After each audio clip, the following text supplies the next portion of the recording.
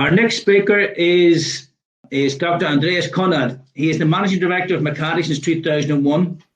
His scientific focus is transport through polymers, hydrogen and carbon dioxide related technologies. Andreas got his PhD in chemistry from Heidelberg University 2001, working on carbon dioxide hydrogen separation with carrier membranes. Andreas is an expert in permeation and transport phenomena, an inventor in the fields of polymers, membranes, and microchemistry. His company, McCarty, has an experience in hydrogen permeation measurement. Andreas will give a short insight to the test methods for materials and small parts. Future needs for permeation measurement and hydrogen trace detection will be discussed. Over to you, Andreas. Thank you. Yes, thank you, Paul, for the introduction. And I will come back to a smaller picture. Ian has showed a large picture in Europe, and I want to talk to you about materials. So why permeation measurement of hydrogen? It's a question of safety, and for a long time, hydrogen storage questions of efficiency. I've seen a question here in the public asking for the depreciation over time of batteries. So you must, if you want to store hydrogen, you must to be sure that your vessel is tight and no hydrogen permeates off.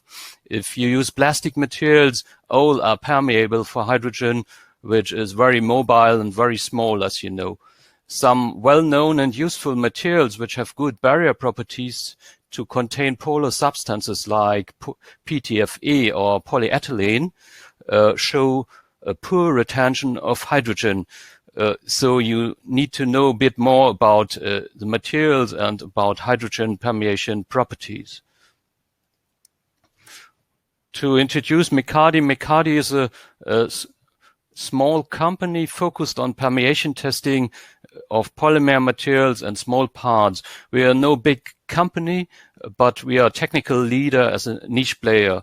We are independent, but we provide a full service regarding the topic permeations. This means we look not only for testing of parts and materials, we also help our customers to produce data, lifetime data, calculation modeling, and we do setup of customer-specific testing.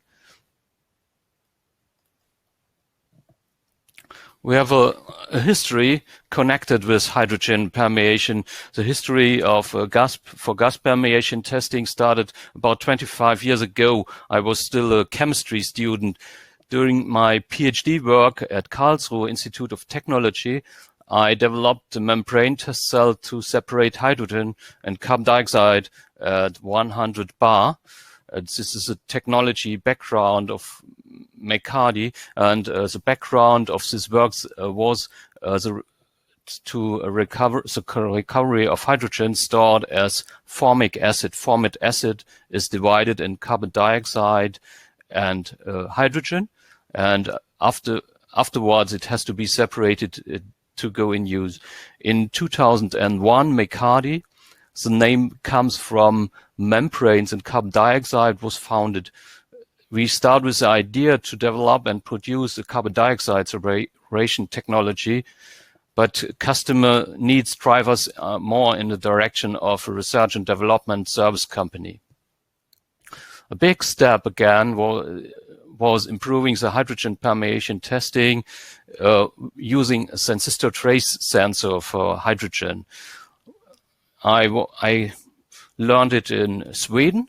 There was a small company called Transistor in Linköping, and meanwhile it's owned by Ericsson and Inficon, but they produced a really good trace sensor for hydrogen working on an electrochemical base.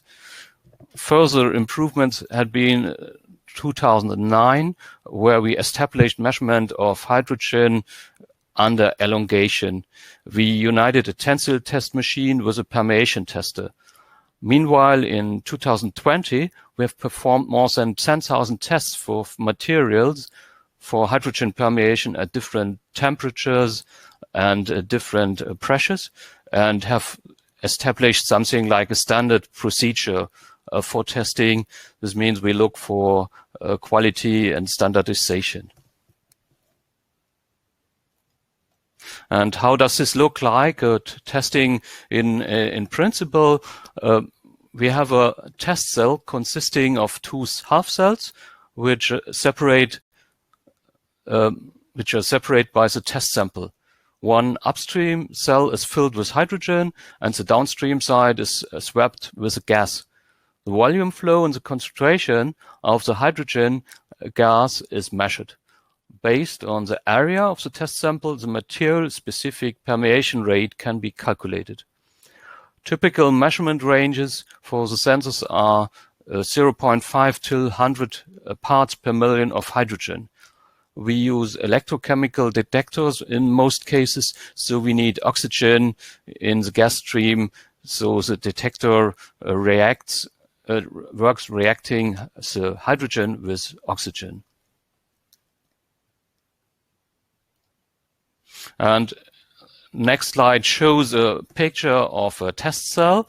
You see it's a big piece of steel to keep the temperature constant, and gas supplies in this case are heated because we use humidified gases in to simulate a fuel cell case. We have wetted gases.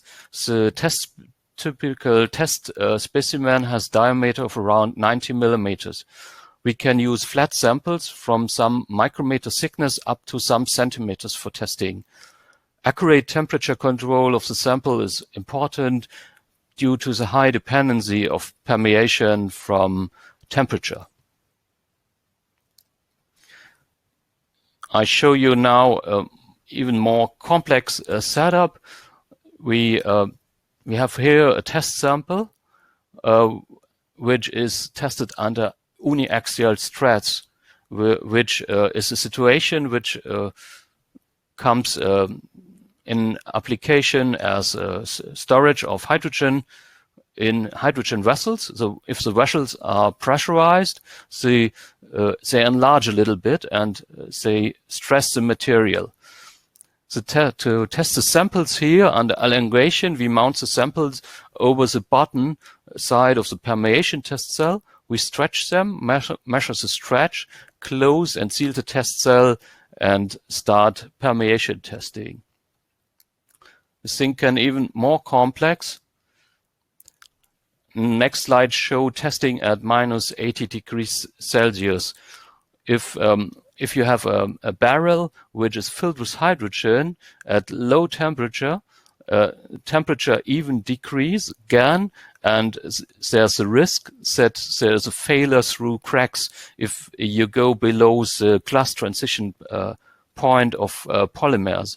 In this test, we simulated if we would have cracks in the liner system, then we would have an increasing hydrogen permeation rate.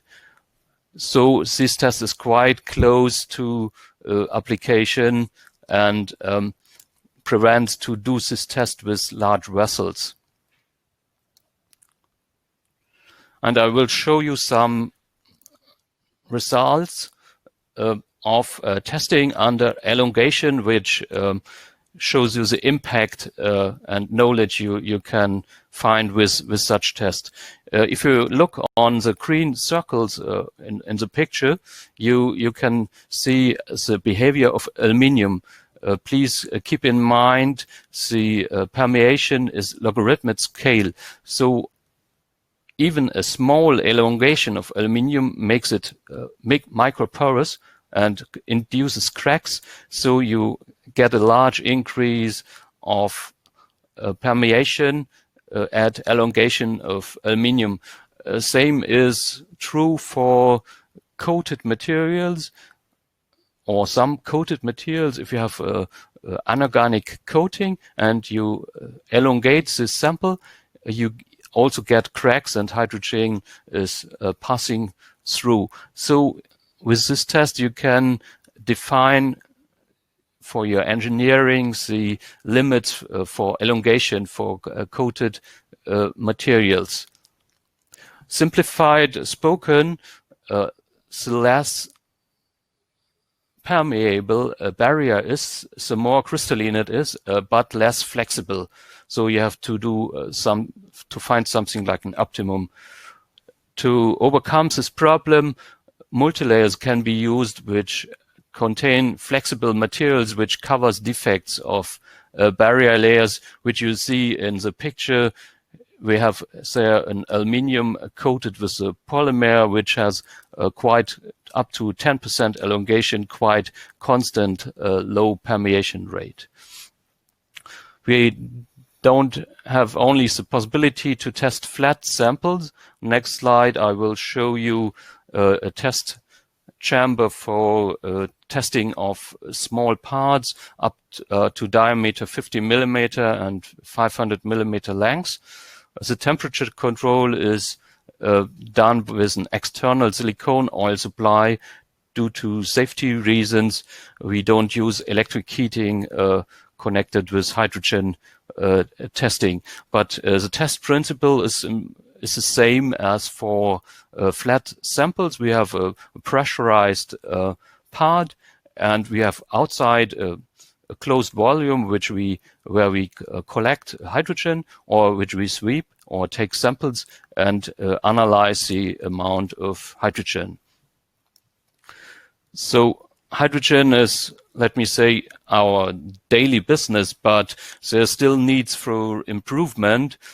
What we are looking for is to test at higher pressures, because applications goes also to higher pressures.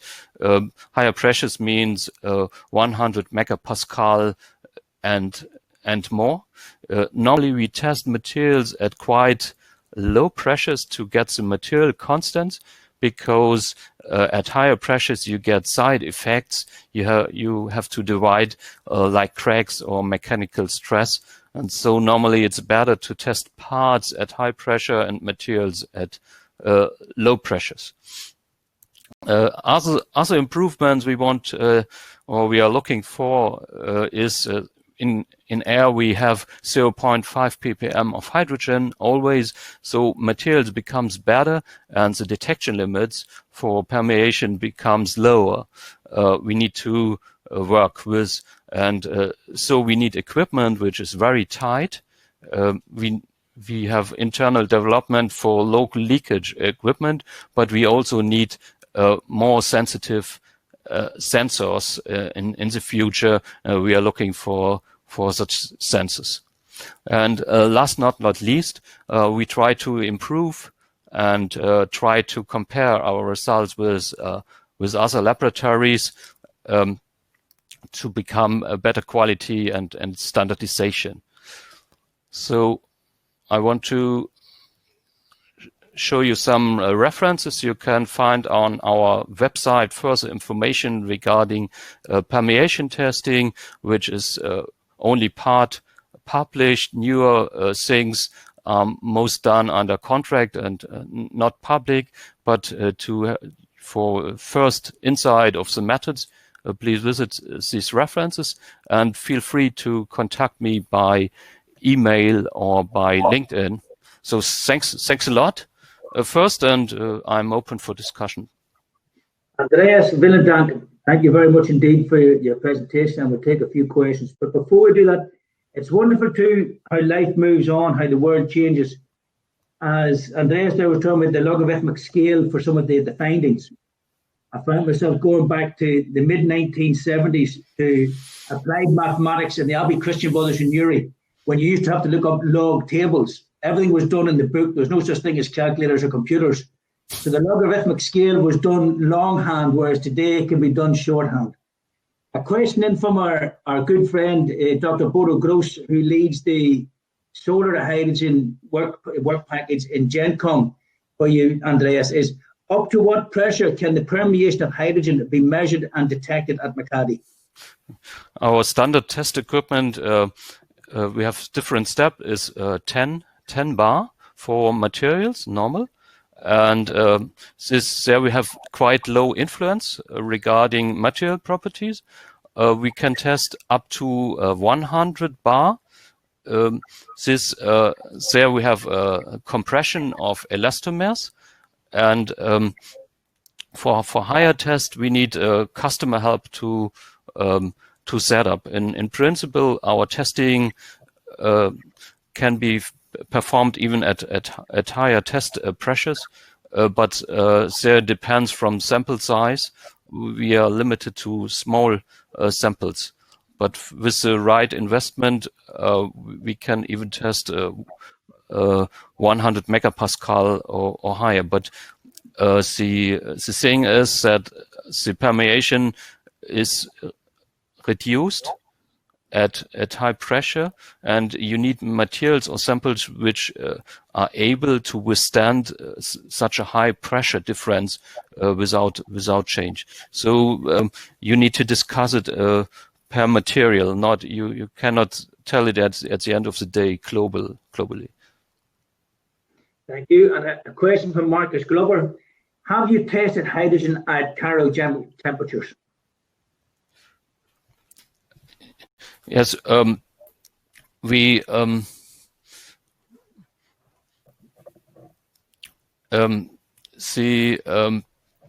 this is in principle possible using the same materials. What you have to change is because we have steel cells, and these steel cells can be they are jacketed. And these jackets can also be filled with liquid nitrogen if you want, but you have to replace the sealings.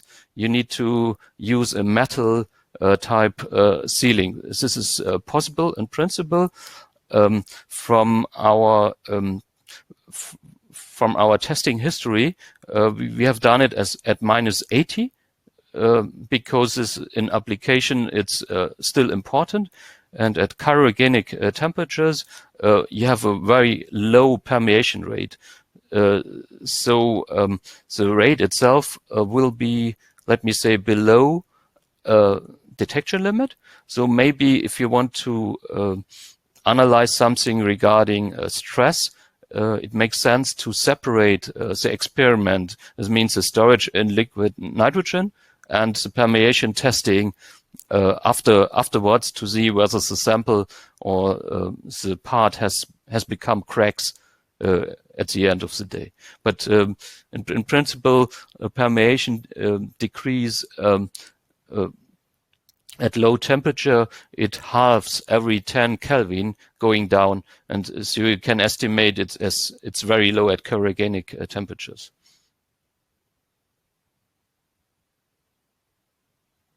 So I don't hear you, Paul. Okay. Sorry, the final question from Wens Wolters is: are measurements performed on sealing materials for valves?